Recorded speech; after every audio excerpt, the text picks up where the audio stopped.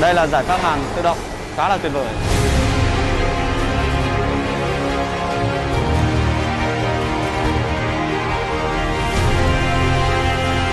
Với giải pháp hàn robot này, bên mình có thể kiểm soát tiến độ rất là tốt.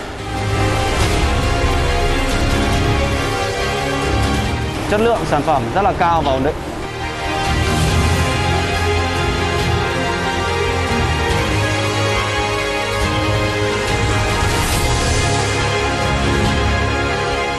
Trong quá trình sử dụng thì máy là được cái là dễ sử dụng, cũng như là thao tác các chức năng cũng được cái là tiếng Việt, anh em cũng thao tác nó cũng thuận tiện hơn.